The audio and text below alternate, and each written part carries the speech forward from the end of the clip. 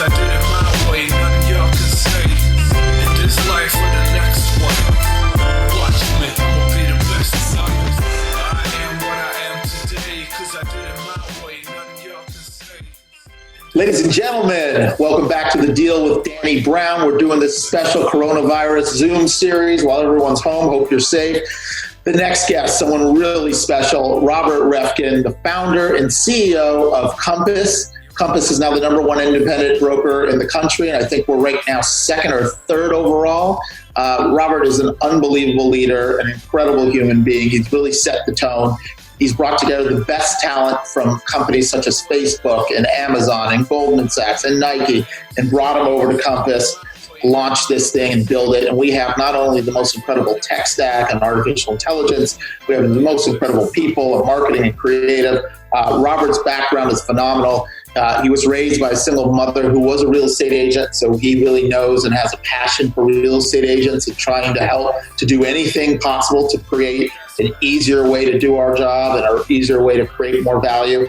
Robert also worked at Goldman Sachs before this. He was the chief of staff to the president, the COO for 5 years. He's also run 50 marathons for fundraisers. This guy is a beast and really is just an all-around fantastic guy and very inspirational. So I hope you enjoy this as much as I do. Go Compass. We'll talk to you soon. Take care.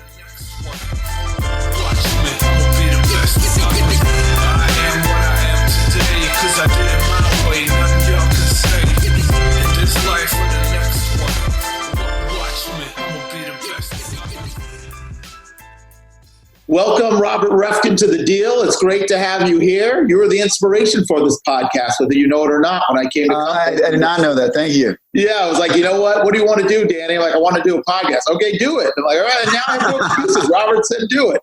So I've been doing it. Glad to have you on. I know it's a crazy time with coronavirus. We're all at home, sheltered in place. So yeah, it's a little bit different, but it enables us to do this. For those that are listening that may not know your story, I figured let's just start quickly with your background and your story. And you were raised by a single mother in real estate. Why don't you speak to sort of that, where you were raised, how you were raised, and then we'll get into your career progression from there. Yeah. So my roots are actually grounded in real estate. My mom has been a real estate agent my entire life, at least my adult life. And before that, she was a life insurance agent. And she was actually born in Israel, moved to New York when she was 7, then moved to the Bay Area, to Berkeley, and kind of the hippie days, where she met my father, who was African American. And due to their having me, she was actually disowned by her parents. And my father left when I was young, a baby. And so she had to be very entrepreneurial. And so what she did is she created a preschool in our house called the Unicorn Preschool, so she could take care of me and make money at the same time. Then as I became a toddler and grew up, she created, or a little older than toddler, she created or started working at the JCC of the Greater East Bay. And that allowed her to take care of me, I guess, when I was a little older than a toddler. Yeah. And then a woman named Michael Kraft met her and said, hey, all these Jews who just had kids, you should sell them life insurance, which is actually really smart. And so she became a life insurance agent for a number of years and then a real estate agent for the last 20 plus years. And I love this industry. I think agents are the largest group of entrepreneurs in the country, the largest industry dominated by women. An industry where people like my mom, she's 74 years old, still an agent, are pushed to get better, not pushed out of the door. Law firm, 65-year-old mandatory retirement. The first industry that let the LGBTQ plus community thrive at scale, and where people deal with rejection every single day and still move forward.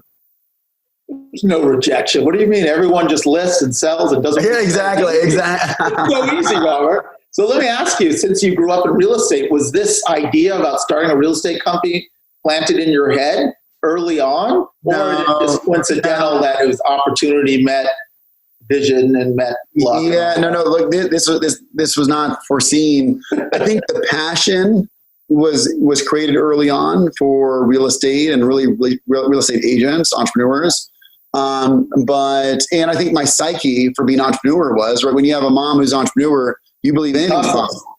There's no cap to your potential, right? It doesn't matter if, how many times things don't work. It just matters, how many times you try, because the more you try, the more likely something will work, right? So I was raised with that kind of psychology with my mom. And so, I worked at McKinsey, I worked at Goldman Sachs, I worked in the White House, I started a nonprofit, I started a charter school, I ran 50 marathons, won each state to raise $1 million for nonprofits. Yeah. But ultimately, I wasn't really fulfilled in my professional life. I was in my nonprofit life, but not in my professional life. And I wanted to start something and be an entrepreneur. And so me and my co-founder, Ori alone, he created one company that he sold to Google, another company that he sold to Twitter. He's one of the best technologists out there. We came together and we said, what's a big industry that touches everyone that a lot of people don't like? They don't think it's perfect. And we thought about healthcare and real estate, and ultimately chose real estate. Boom. So that created what was then Urban Compass. Yes. That's 2012. Is that when it officially launched? Yeah, exactly, 2012. So you launched in 2012, you and Ori, and how many people in that first year? We started with 7 people. 7 people. And now what does Compass look like today, 2020? How many agents, how many people? Yeah, so now we have over 2,000 employees, 16,000 agents. We're in 135 cities, including 20 of the largest markets in the country. Yeah. It's gone a long way. Incredible. So look, one of the things that are so impressive is how humble you are with how much you've accomplished and how positive and inspirational you are day to day with putting out messages and positivity and always building up our team, which is just phenomenal, especially in a business where there's a lot of failure. So we all really appreciate that. Tell me a little bit now, in this really challenging time where there's some serious adversity being felt with everyone, we're all in it. How do you see this coronavirus impacting the real estate world? Well, obviously it's impacting every world, but how's it impacting us at Compass and the residential real estate world? Yeah, so look, I think everyone right now, no matter what industry you're in, you have to have the balance on one hand of being realistic and grounded in reality, but also on the other hand, being optimistic and being positive. No one's going to realize their dreams by just thinking about how bad things are. And so on one hand, the realistic side is, we're seeing the fastest recession that's ever happened in the country.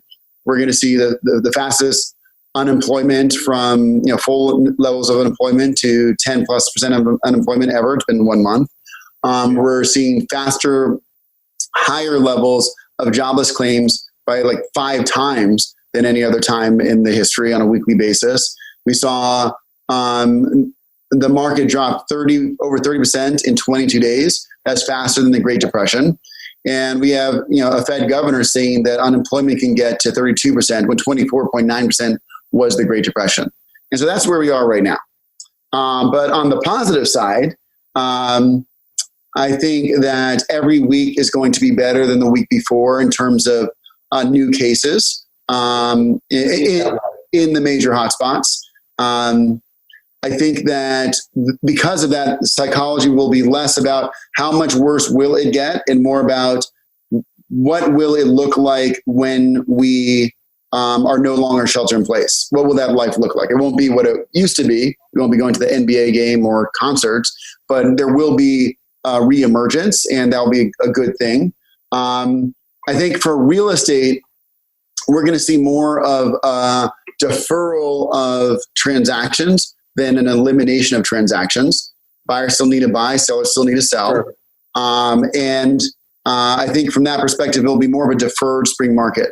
So I think everyone's summer is going to be, I think this summer is going to be a spring market.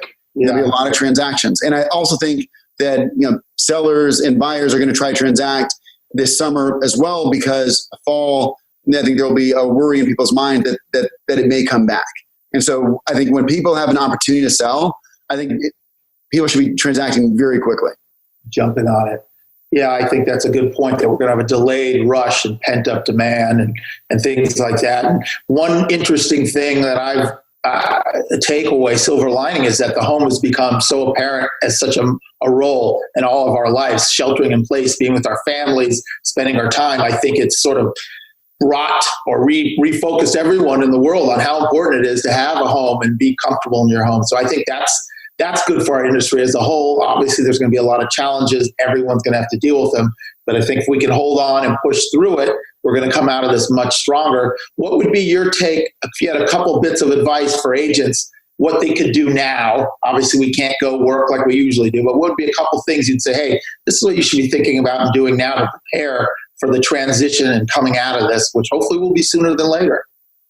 Yeah, first of all, like I've spoken to many agents who will say, like, of course we can't sell homes now.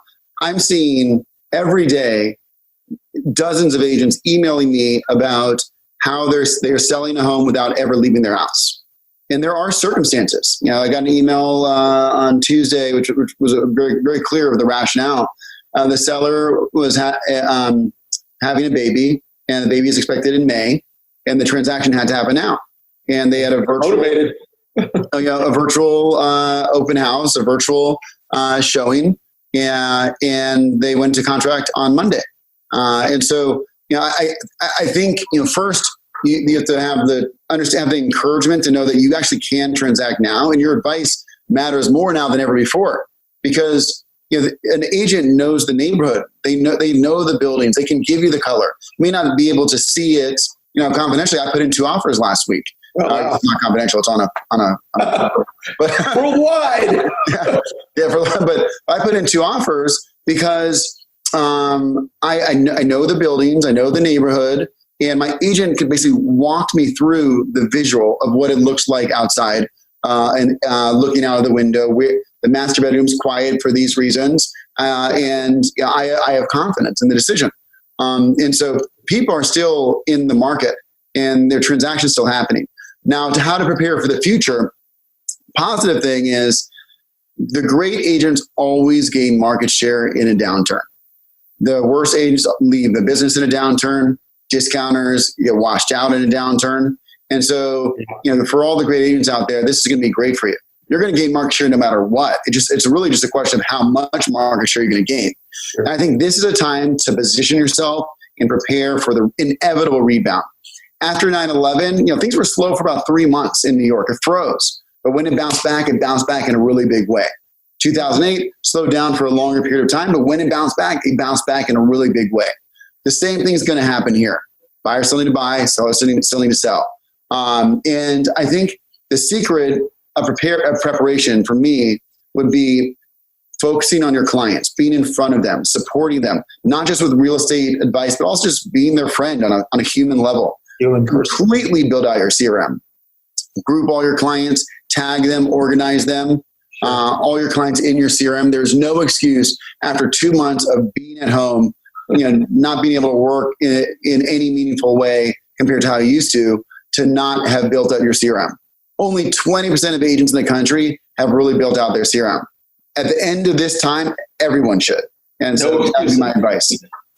Yeah, I mean, that's great advice. It's the silver lining of staying home and having all this time to reflect is doing things like your CRM, thinking about strategy, long-term planning, the things that you need to think about, but you never get to because you're just dealing with your units of work and what's in front of you. Boom, boom, boom. Exactly. Not only that. Look, I would start thinking about what is your first 30-day plan? What are you going to do for the first 30 days when the market opens up again? I like that. Yeah, of course, silver lining. I've been riding bikes with my kids. I saw you were playing catch with your son. I mean, these are things that every day we just don't get to do as fathers. So there are some silver linings in all this. So let me turn it a little bit onto Compass. We're in 2020, the big plans, 20% market share by 2020. We were on our way, or have accomplished that in a lot of markets, and on our way. This obviously throws a curveball into that as things are on a pause. But what do you see for Compass coming out of this in the next year to 3 or 4 years? What do you see for Compass? Look, I think just like the best agents always gain market share in a downturn because you're business owners, you're CEOs, the best companies always gain market share in a downturn. Warren Buffett has a sentiment, when the tide goes down, you see he's not wearing any pants. And I think in this industry with 87,000 brokerage firms, all entrepreneurs, I respect them all, but I think there's a lot of brokerage firms that are going to have a very difficult time through this.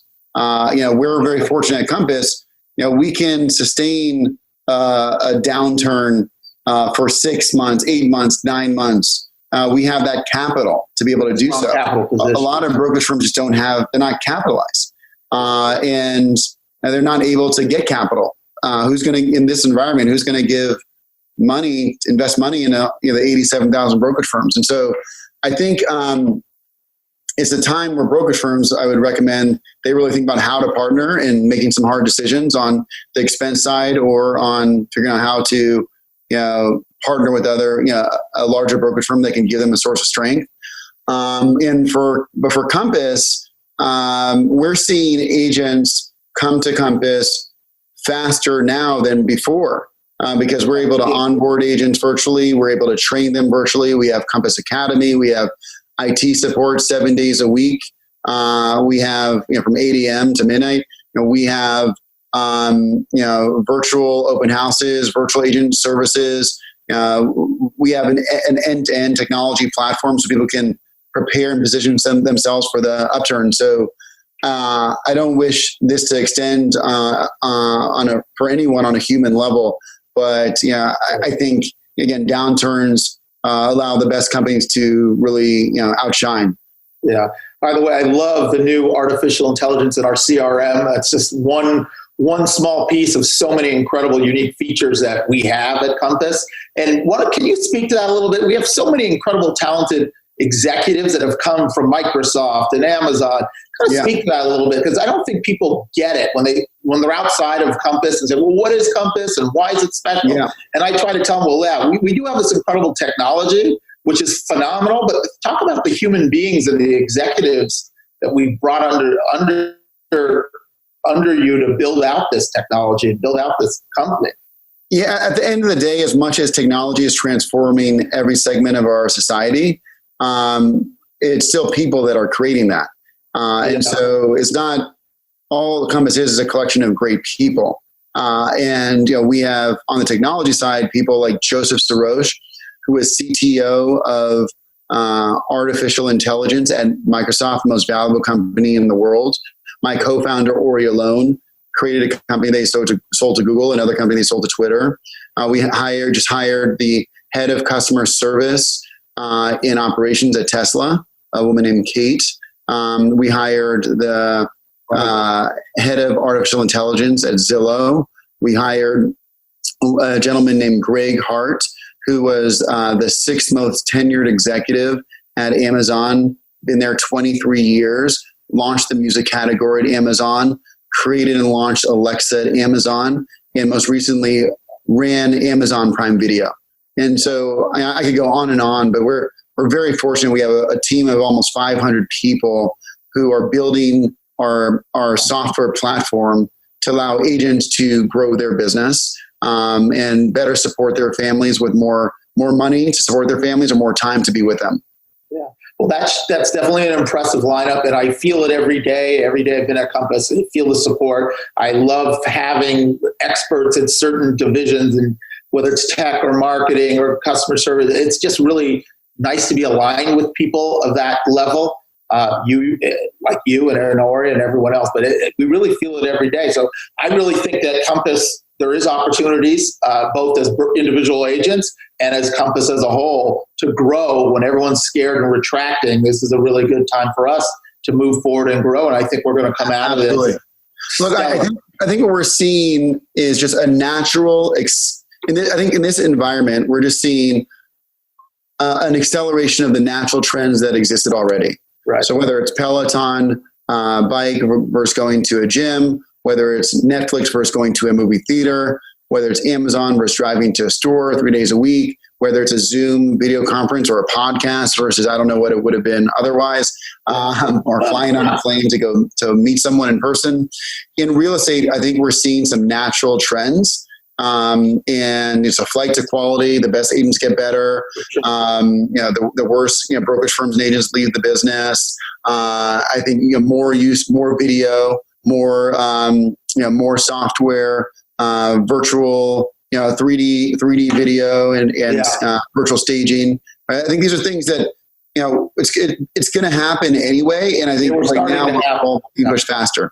Yeah. So it's all accelerated. It's kind of forced this to happen quicker. Yeah. So on a personal note, before we wrap up here, now you've run this big company and obviously you want to continue to grow it and grow. But what advice would you give your younger self, or what advice would you have given Robert in 2012, knowing what you know now? What are a couple of things you would have told yourself? Hey, these are some things, some takeaways that you have now after you've been doing this for 8 years at the helm. Yeah. So I think I would have told 2012, Robert, I would say, be laser focused on talent, which I think we did a good job on. But I think, to keep dreaming big, always, move fast, we did that. But I think what I would have focused more on is one of our 8 entrepreneurship principles, which is learn from reality. And what I mean by that is I think the good leaders must be good learners. And by definition, to be a good learner, you have to be a good listener. So how do you listen and learn as fast as possible? The greatest advantage you have in life is the speed at which you learn. So how do you learn fast?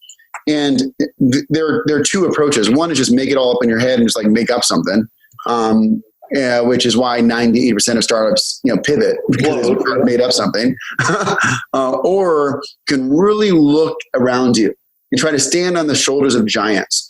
Great companies that have done this for many, many years before, and you see they're doing that really well. How do I incorporate that idea, and learn from them and to build something better? And I think this industry, real estate, actually works perfectly well. It just doesn't work together.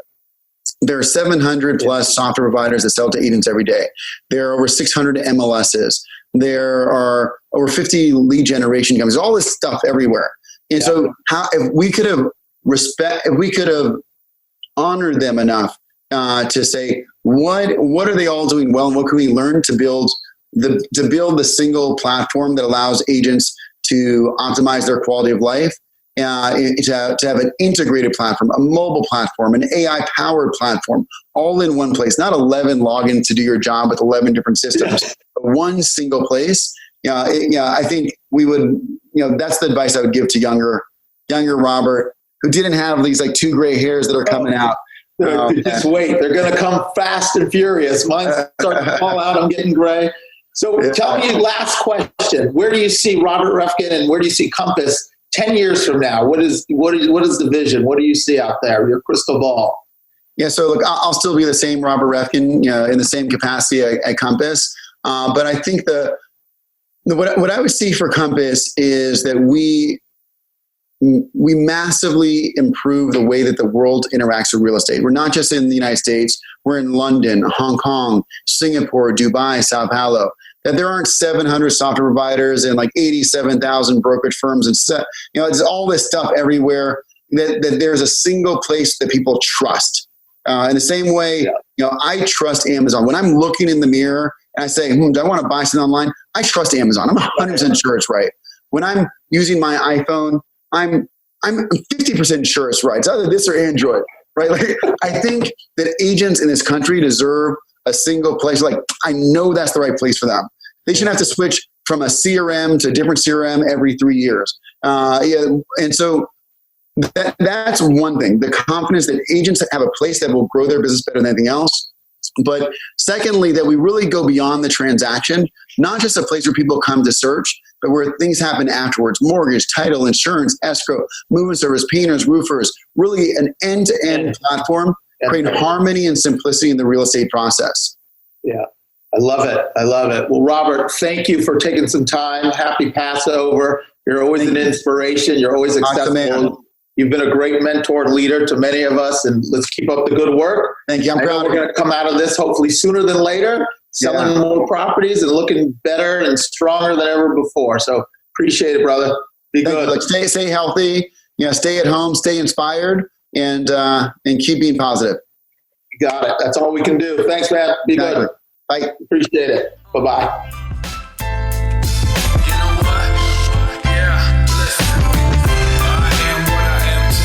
Cause I did it my way, nothing y'all can say. In this life or the next one, watch me, I'ma be the best. I am what I am today. Hey guys, I hope you enjoyed Robert Reffkin as much as I did. He's an incredible human being, a true champion, a leader. He's been a real inspiration to work with, a great mentor. I really look up to him and what he's done with Compass. You can always find Robert at Compass, at Robert Reffkin. You can find me at The Deal Pod on Instagram or DannyBrownLA.com. Please leave us a 5-star review. Leave us a comment if you like what you hear. Let people know. Each rating and each review helps so much for our ratings. So thanks again for tuning in. We're going to keep trying these Zoom calls, podcasts as much as we can. And again, thank you guys for tuning in. Thanks, Robert. Amazing. Love having you. Take care, guys. Be safe.